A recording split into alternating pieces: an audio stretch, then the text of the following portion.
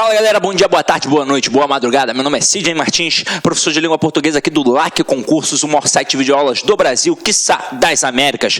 Vamos parar de enrolação, vamos direto ao ponto. Hoje a nossa aula é sobre conceitos de língua e linguagem e principalmente focando no processo do texto verbal e do texto não verbal.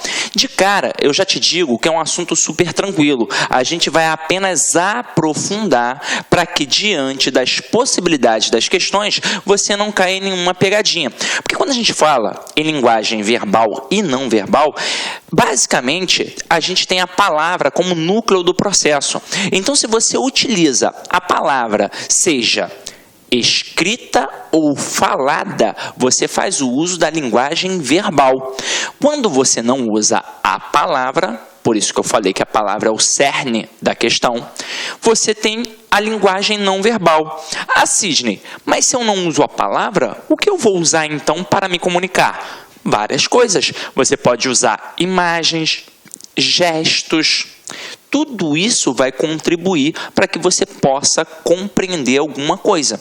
E aí, Sidney, e quando eu misturo? Quando você mistura tanto a linguagem verbal quanto a não verbal, você tem um exemplo de linguagem mista. E você tem de ter em mente que não vai ter uma para se sobressair em relação à outra. Se você tem uma charge, por exemplo, e aí dentro daquela charge você tem uma imagem apenas e 99 palavras, tanto a linguagem verbal quanto a não verbal contribuíram significativamente para a interpretação daquele processo. Ah, Sidney, bacana, mas e se for o contrário? A mesma coisa. Se eu tiver 99 imagens e apenas uma palavra, tanto a verbal quanto a não verbal contribuíram para a interpretação do processo. Beleza? Tranquilo? Então agora a gente já tem mais ou menos uma noção do que a gente vai encarar aqui. A gente só vai aprofundar, porque esse conteúdo é cobrado vira e mexe nas provas, então a gente precisa dominar. Beleza? Então vamos lá, ó. Como eu disse a vocês aqui, ó. Acompanha aqui comigo, deixa eu só zerar um negocinho aqui, ó. Numa comunicação, as pessoas fazem uso de palavras, gestos, expressões corporais e faciais. Tudo isso é linguagem. Então, ó, tá vendo? Quando a gente pega aqui, a gente pega palavras, que é a chamada linguagem verbal, os gestos, as expressões corporais e faciais. Você até percebe se a pessoa está cansada, se a pessoa está disposta, se a pessoa está nervosa, se a pessoa está feliz, com os seus gestos corporais e faciais. Você percebe tudo isso e, no final das contas, este processo todo vai contribuir para aquilo que a gente chama de linguagem. Agora, o que é a linguagem? A linguagem é um processo comunicativo pelo qual as pessoas interagem entre si. Então, é algo comum. Aí, a gente pega assim, ó, se a linguagem tiver como unidade básica a palavra falada ou escrita, ela será verbal, como eu disse anteriormente a vocês. A linguagem, no entanto, pode possuir outros tipos de unidade, como o gesto, o movimento, a imagem, dentre outros. Nesse caso, ela será não verbal. Há ainda as linguagens mistas, como eu falei, como as historinhas em quadrinhos, o cinema, o teatro, em que se fundem a palavra e outros tipos de unidade. Por exemplo, agora você está em casa assistindo a uma videoaula. É um exemplo clássico de linguagem mista, porque você tem aí o slide que a gente usa, está impresso, então a gente já faz o uso da linguagem verbal escrita. Eu estou aqui o tempo todo falando e utilizando o quê? A palavra. Então, a gente tem um exemplo de linguagem verbal com a fala, com a palavra na oralidade. Mas o tempo todo você está vendo uma imagem. E eu estou gesticulando, eu tenho expressões faciais, a gente apresenta aqui imagens também nos nossos slides, e tudo isso é a parte da linguagem não verbal. E ambos, você vai perceber claramente, contribuem significativamente para o processo da interpretação que você está fazendo. Então, a videoaula é um exemplo clássico de uma linguagem mista. Agora, quando as pessoas interagem por meio da linguagem verbal, elas fazem uso de um sistema de representação socialmente construído, conhecido como língua. O que é a língua? É um conjunto de sinais, palavras e de leis combinatórias por meio do qual as pessoas de uma comunidade se comunicam e interagem. Pode-se dizer, portanto, que a língua é um tipo de linguagem, e aí preste atenção nisso. Quando eu falo aqui que a língua é um conjunto de sinais, que a gente denomina palavras, e de leis combinatórias, por meio das quais as pessoas de uma comunidade se comunicam e interagem, pensa comigo. Essas leis combinatórias são processos arbitrários, assim como na gramática. É uma convenção. Convencionou-se que seria daquele jeito. E para quê? Para facilitar. Afinal de contas, se a gente participa da mesma comunidade, a gente tem de ter o mesmo tipo de língua, o mesmo processo. E aí é óbvio que esta língua pode ser um tipo da linguagem. Pensa comigo, a língua portuguesa, ela é uma combinação de códigos. E diante dessa combinação de códigos, toda pessoa que mora aqui no Brasil é capaz de entender um brasileiro. Ah, Sidney, mas e se eu morar no Rio Grande do Sul? Eu vou entender o camarada que está lá no Ceará? Vai, porque ele, afinal de contas, utiliza a língua portuguesa. Por mais que ele tenha um processo muito importante de distinção deste tipo de língua que ele vai usar, porque na verdade a gente vai ampliar para a linguagem, que é a questão da variação geográfica. É óbvio que o camarada que mora no Rio Grande do Sul não fala igualzinho ao camarada que mora no Ceará. Eles falam de formas diferentes, mas ainda assim tem como princípio básico a língua portuguesa.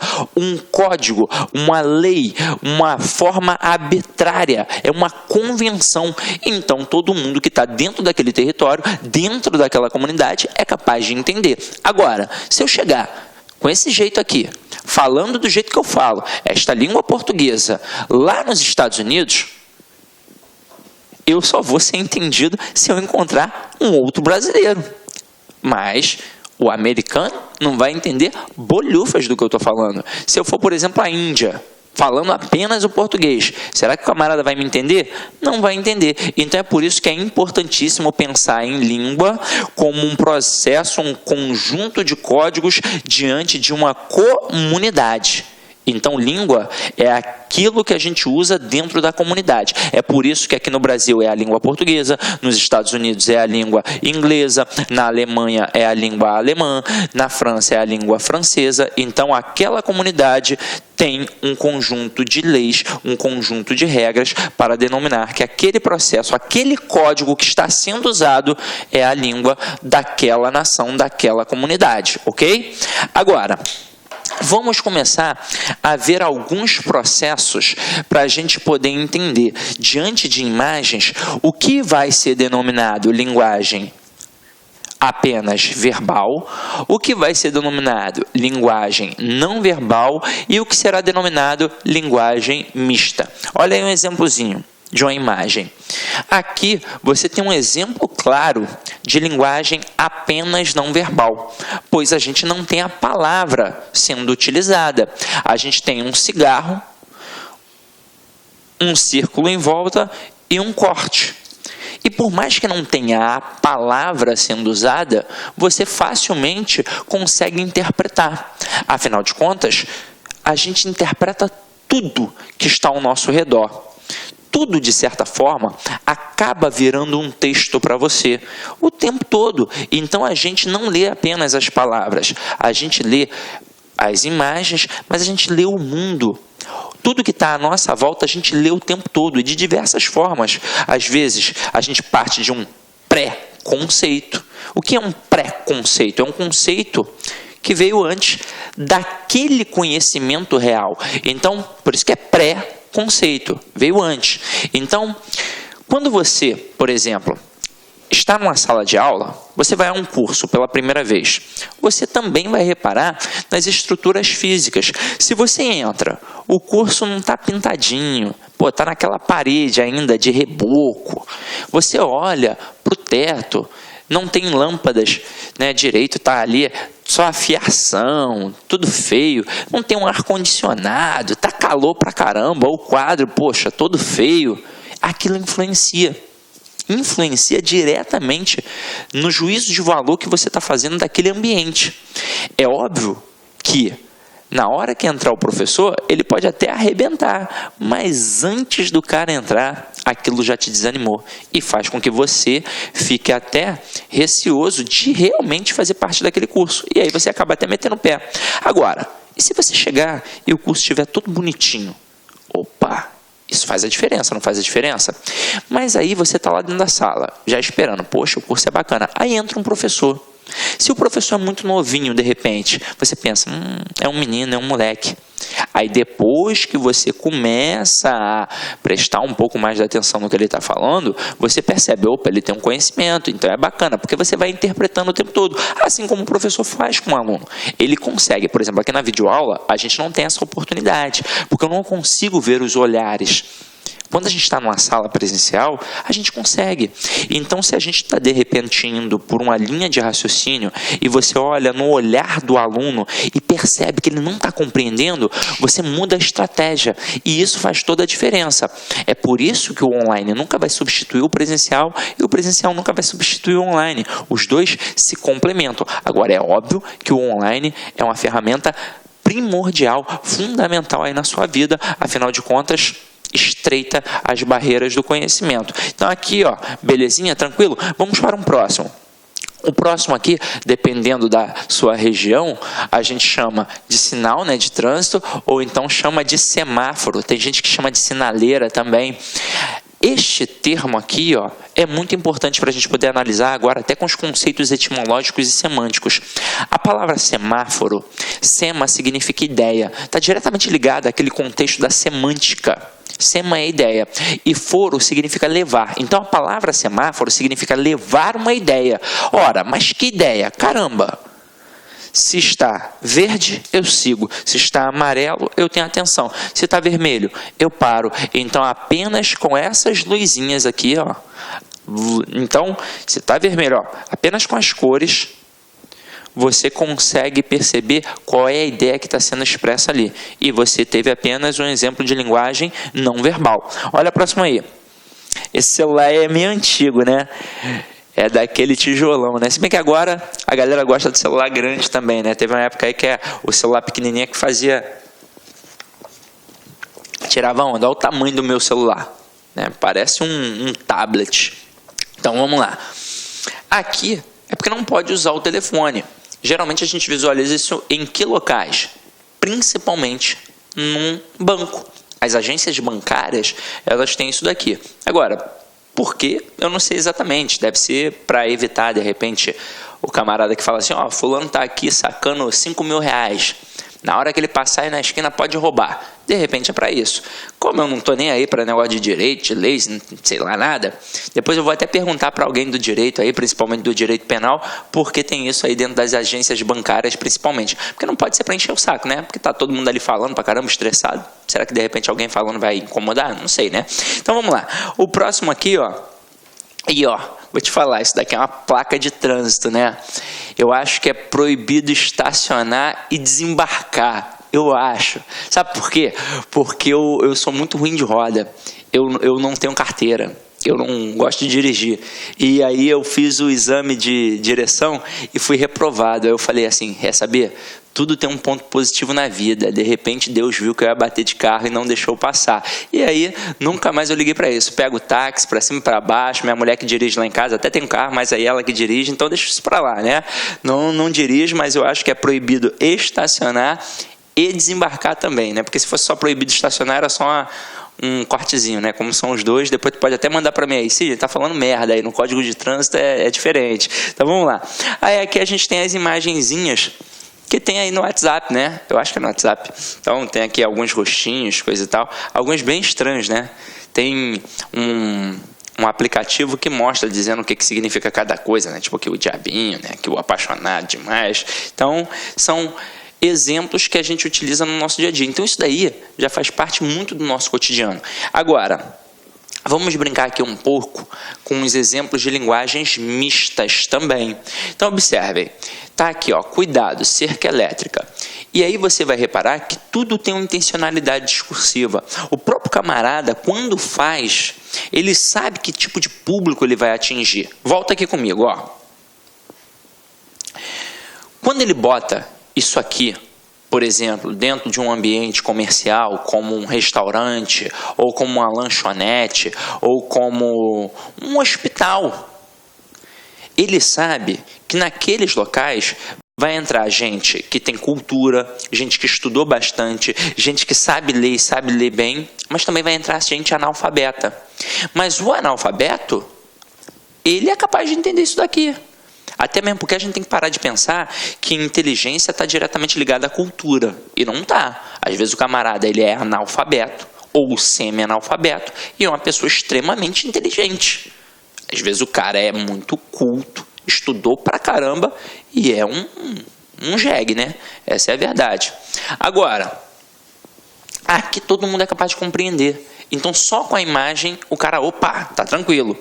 Aqui, só com a imagem todo mundo é capaz de entender também. Só com a imagem, todo mundo é capaz de entender. Só com a imagem, o camarada já é capaz de entender.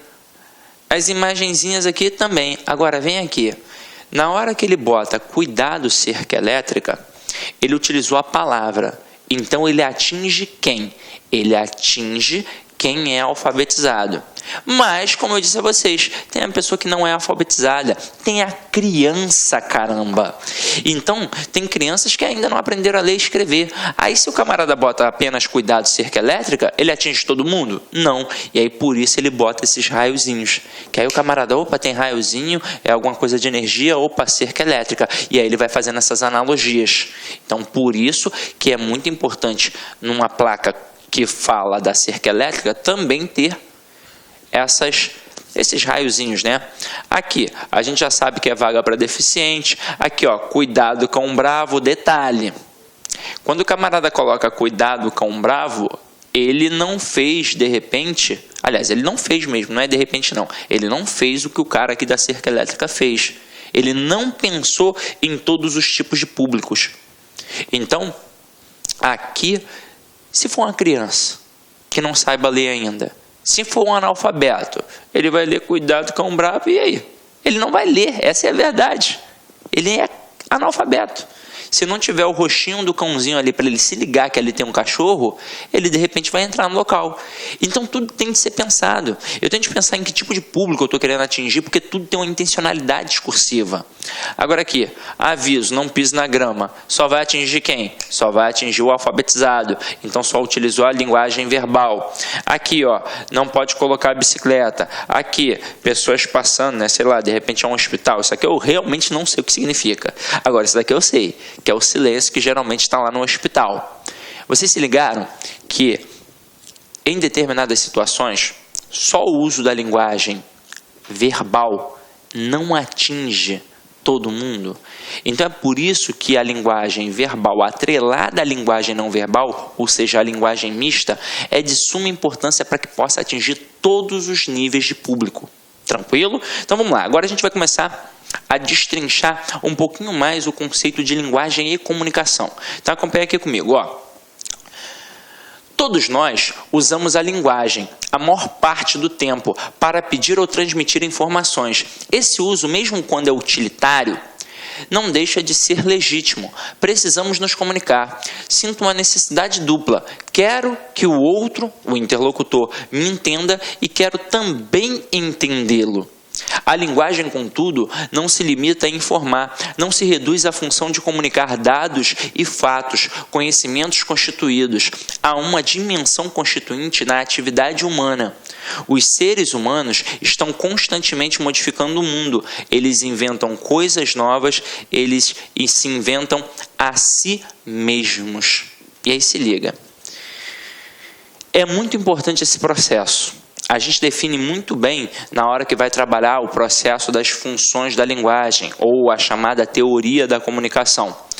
Em todo ato de fala, em todo ato de comunicação, tem obrigatoriamente duas coisas: quem fala e quem ouve. Quem fala é o emissor, quem ouve é o interlocutor ou o receptor, como você preferir. Ah, Sidney, mas às vezes eu falo sozinho, às vezes eu não estou falando com ninguém, mas nesse processo você tem emissor e receptor, só que é você próprio. Mas agora, e se eu estiver conversando com a outra pessoa? Eu, por exemplo, Sidney, estou conversando com você que está em casa. Se eu estou falando, eu sou o emissor. Se você está me ouvindo, você é o receptor, interlocutor.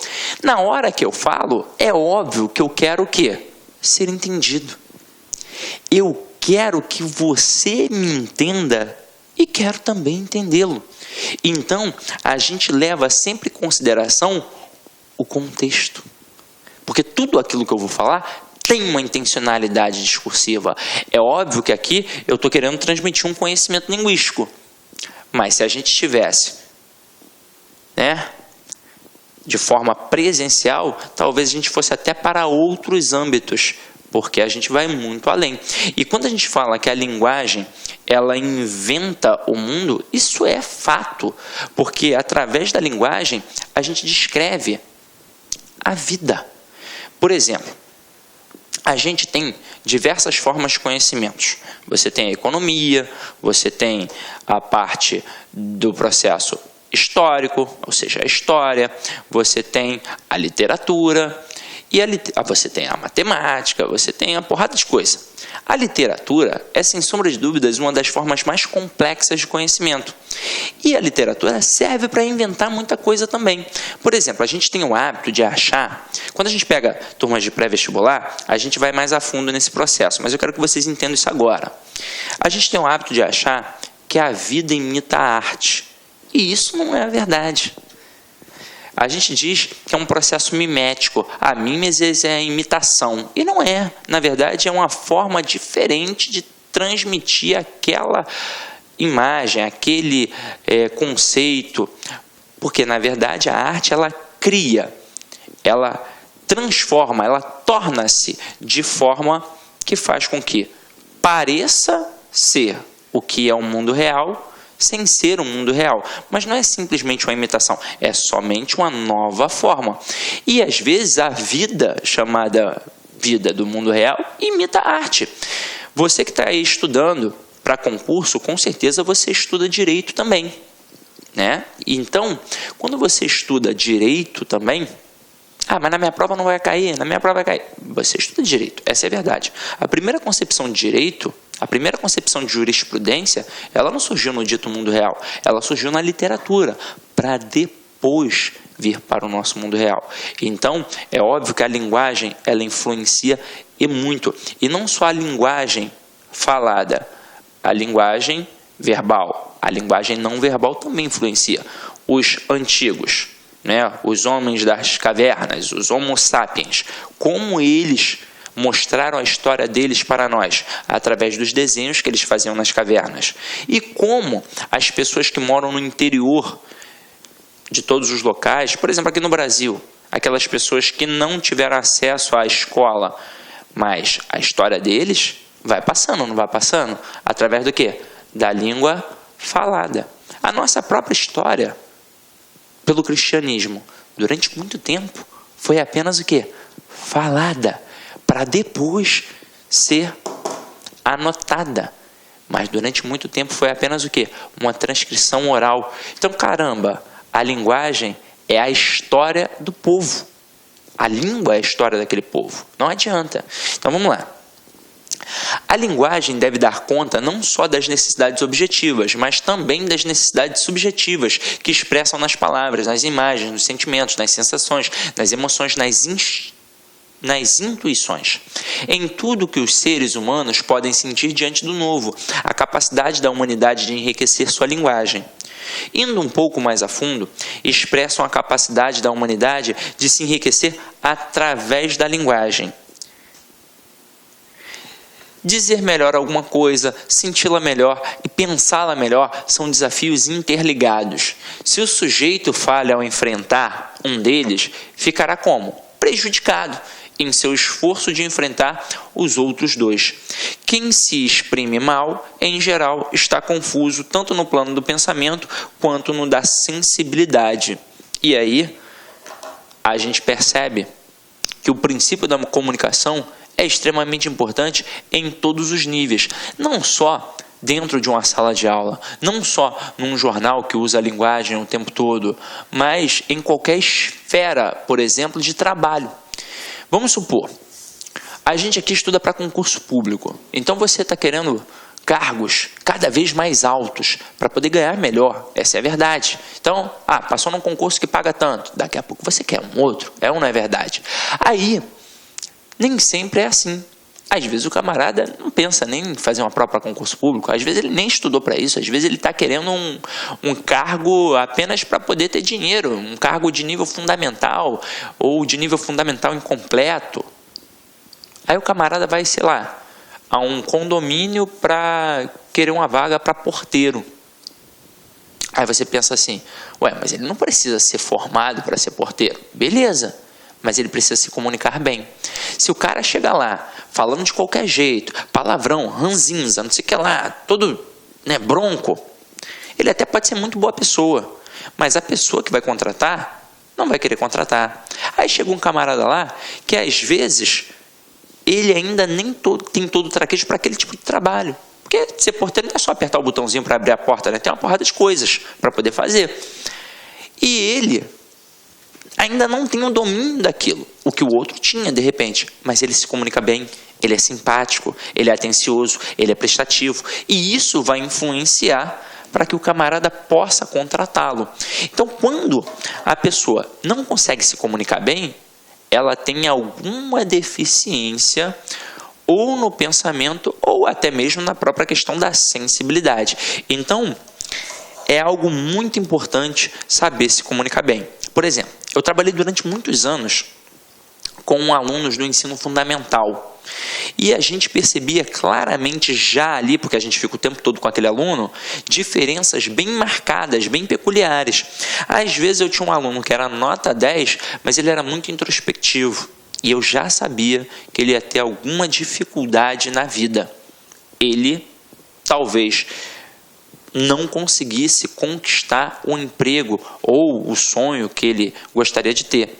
E peguei alunos medianos que simplesmente tiravam a nota para passar, mas que eram extremamente extrovertidos, comunicativos, alegres. Eu já sabia que aquele cara, se tivesse um pouquinho de boa vontade, um pouquinho de disciplina, ele poderia ser o que quisesse. Porque ele já sabia chegar, já sabia falar pelo menos o que ele queria, transmitir aquilo que ele queria. E isso acontece muito até no ambiente da aula, tanto presencial quanto videoaula. Às vezes o camarada detém muito conhecimento, mas se ele não consegue transmitir, o aluno acaba não entendendo. E aí? Alguma falha houve, não houve? Então, é muito importante saber transmitir. Agora, para a gente poder brincar aqui, eu peguei um autor chamado Leandro Conder e umas partes no livro dele em que ele trabalha algumas questões e ele faz perguntas, questionamentos. E aí eu tomei a precaução de responder para que você possa entender direitinho. Então vamos lá. Leandro Conder afirma que a linguagem humana é utilizada com duas funções. Explique quais são elas. Vamos lá. Leandro Conder afirma que a primeira função da linguagem é a utilitária. Utilizamos a linguagem, a maior parte do tempo, para pedir ou transmitir informações, comunicar dados e fatos, conhecimentos constituídos. Nesse sentido, a linguagem é usada para atender a necessidades objetivas. Uma segunda função atende às necessidades subjetivas do ser humano. Tais necessidades expressam nas palavras, nas imagens, nos sentimentos, nas sensações, nas emoções, nas intuições, em tudo que os seres humanos podem sentir do novo. A capacidade da humanidade de enriquecer a sua linguagem. Então são dois aspectos: o processo objetivo e o processo subjetivo. O processo objetivo, ele trabalha apenas a questão utilitária, é comunicar, é informação. E o processo subjetivo, ele vai um pouquinho além, porque vai trabalhar as sensações. Então, isto faz com que seja um processo enriquecedor, ok? Agora, olha a próxima aqui. É possível afirmar que as explicações de Leandro Conder sobre as funções exemplificam o fato de que é por meio da linguagem que o ser humano organiza e dá forma às suas experiências? Por quê? Então vamos lá. Primeira pergunta, resposta sim. Agora a segunda, por quê? Por ser utilizada pelos seres humanos em suas interações com o mundo e com outros indivíduos. A linguagem acaba por estar, na verdade, na base de todas as nossas experiências. Segundo Conder, os seres humanos estão constantemente reinventando o mundo e a si mesmos por meio da linguagem. Então, a gente até pega as grandes propagandas aí, né? Isso é muito, sabe, se a gente fosse aprofundar isso, vamos lá. Processos políticos. Processos políticos. É importantíssimo que um político tenha um assessor de marketing. Afinal de contas, aquele cara do marketing, ele consegue modificar até a imagem que você, né, tem daquele político. Você que vai ser um eleitor, tem de repente uma imagem negativa e vai olhar e vai falar, pô, mas eu achava que esse cara era ruim, mas agora eu tô vendo que ele é um cara bom, não sei o quê. Então aquele marqueteiro, ele consegue mudar o seu ponto de vista. Ele, na verdade, está modificando aquilo que está ao seu redor. Ele está reinventando um mundo do qual você faz parte. Então, a linguagem é algo perigoso também. É por isso que a gente deve dominá-la, porque senão você vai ser manipulado. Então, vem aqui comigo, ó. Terceira aqui, ó. Precisamos nos comunicar. Sinto uma necessidade dupla. Quero que o outro, o interlocutor, me entenda e quero também entendê-lo. Nesse trecho, Leandro Conder faz referência a um aspecto importante da atividade da linguagem. Explique. Leandro Conder, nesse trecho, faz referência ao fato de que a linguagem é sempre uma atividade que pressupõe interlocução, um diálogo com outro, um interlocutor. Ao afirmar que sente uma dupla necessidade ao se comunicar, o autor evidencia que o uso da linguagem se dá necessariamente na interação social e pressupõe a existência de interlocutores. Aí você vai falar assim, mas e se for um texto escrito, Sidney? O cara quer que alguém leia. Então, sempre tem este processo. O cara que vai transmitir e o cara que vai decodificar e interpretar. Então, sempre tem emissor e interlocutor em todo o ato de comunicação. Sempre, sempre, sempre, sempre. Ok? Agora, vamos começar a fazer algumas questões rápidas aqui, ó. Olha só essa imagem. Primeira questão que a gente vai fazer. Nós temos aqui várias pessoas andando de forma aleatória, cada uma para um local. Então pode ver que tem gente indo para lá, tem gente vindo para cá. E em cima da cabeça de cada pessoa tem uma letra, totalizando a palavra solidão. E aí, gente, a gente pode até pensar no nosso próprio dia a dia. A vida hoje, né, ela é muito corrida. Eu ia até citar um escritor agora, mas eu não vou lembrar, cara. Depois eu vou pesquisar direitinho. Mas ele dizia assim, a vida, e ele botava com V minúsculo, nos atrapalha a viver a vida com um V maiúsculo. Eu não lembro se era o Manuel de Barros que falava isso, né? Depois eu vou pesquisar, falar aí com vocês. Só que aí, por que ele botava a vida com V minúsculo atrapalhando a viver a vida com V maiúsculo? Porque essa vida com V minúsculo são os processos de obrigação, é trabalhar, é estudar, é a rotina do dia a dia. Você tem de fazer aquilo para poder sobreviver. Só que aí aquilo acaba te atrapalhando a viver a vida com V maiúsculo, que é o quê? Que é aproveitar. Né? O tal do carpe diem, é aproveitar. Então, a rotina do dia a dia faz com que você não aproveite todas as maravilhas que o mundo, que a vida pode te ofertar. Por exemplo, eu moro no Rio de Janeiro, uma das cidades mais bonitas que tem no Brasil, talvez no mundo. E no dia a dia eu acabo não aproveitando. Por quê?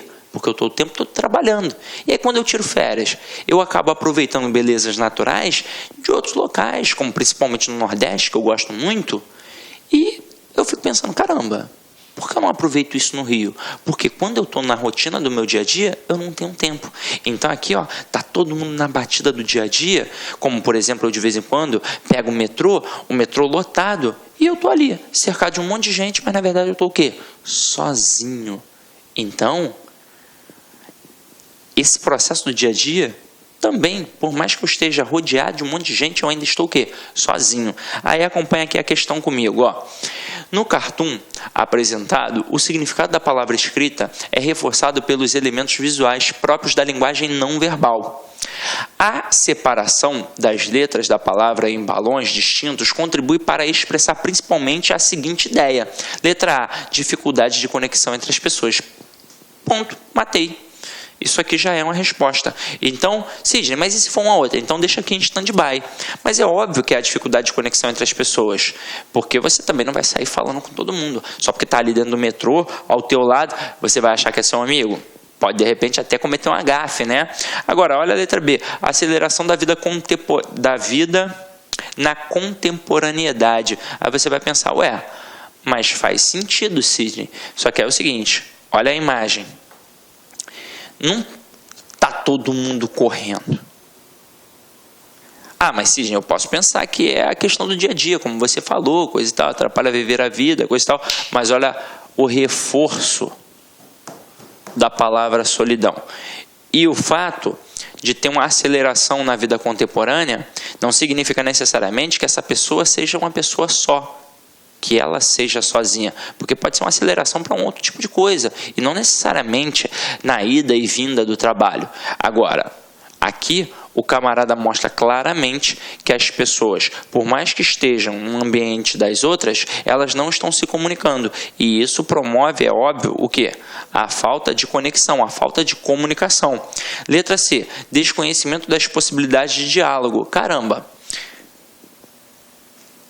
Se são pessoas, elas sabem que podem dialogar. Elas não estão dialogando por algum motivo, mas não porque desconhecem as possibilidades de dialogar. Então isso não está expresso aqui no nosso texto. Letra D.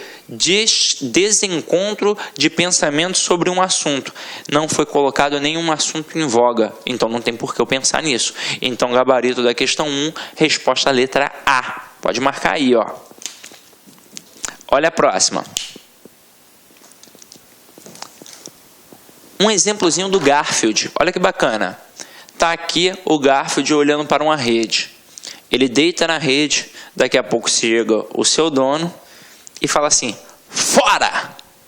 E aí o Garfield arregala o olhão e sai. E o seu dono deita na rede. Aí o Garfield, ó, ele com sua unha afiada de gato, corta o fundo da rede e o seu dono fica preso naquele buraco da rede. Detalhe, reparem no processo temporal. Aqui, ó, quando começa o primeiro quadrinho, o Garfield se encontra num processo diurno. Está de dia.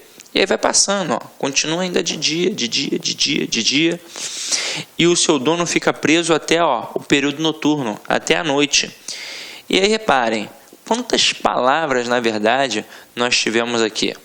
Palavra mesmo propriamente dita, uma, que foi o fora.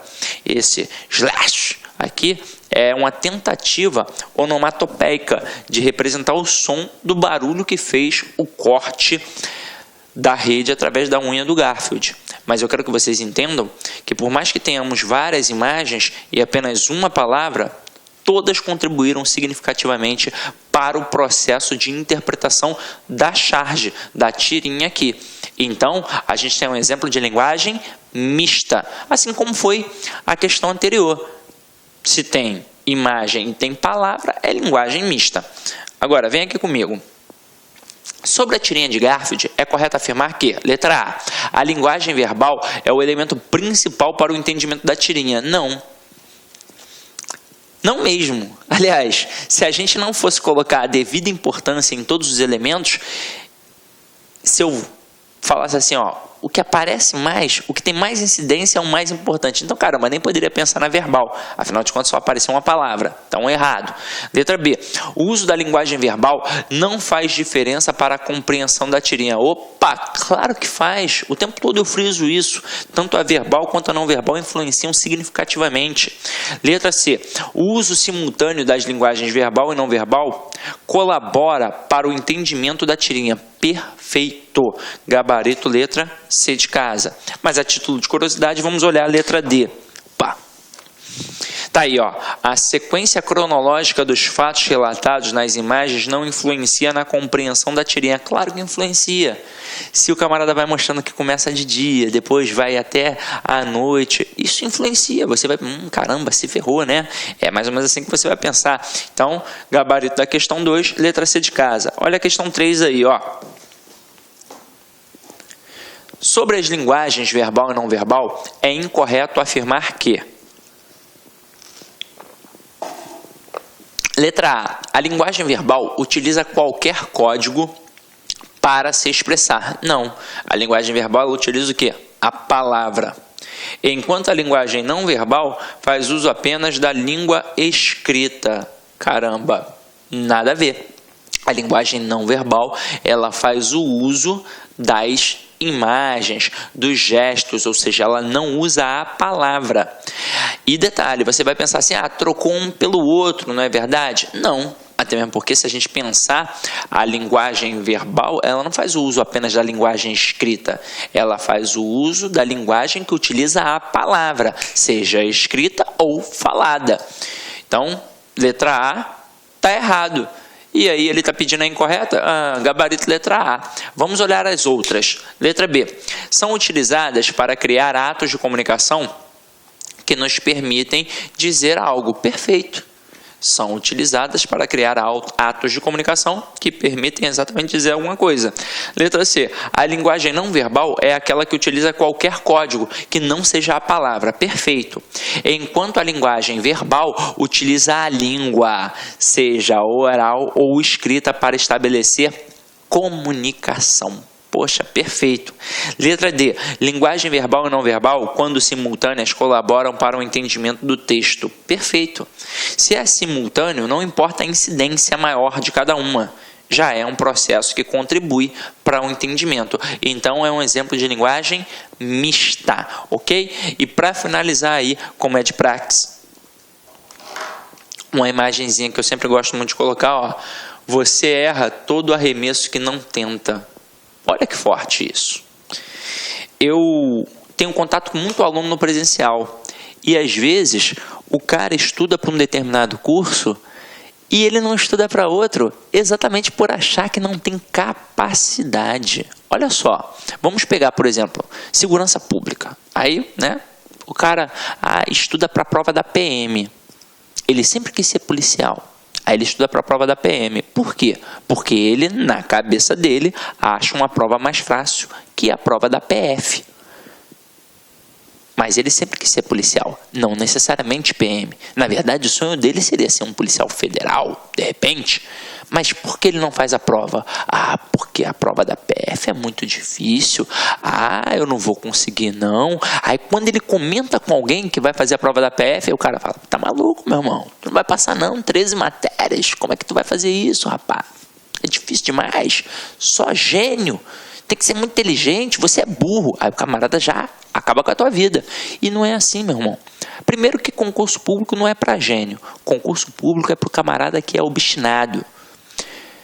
O Ricardinho, ele disse na vitória do ouro olímpico que a distância entre o sonho e a realidade é a disciplina. Então, se você for disciplinado, organizado, você consegue qualquer coisa. Ah, mas é difícil. É, mas você pode conseguir. Basta ter força de vontade. E aí você tem que se organizar para aquilo. Não adianta querer passar na prova da PF, por exemplo, e não estudar 1 hora por dia, pelo menos. Você tem que estudar todos os dias. Então é isso, meu companheiro. Você não pode deixar de tentar uma parada só porque acha que é difícil. Se é o teu sonho, vá atrás do teu sonho, tá? Então, é isso, meu companheiro.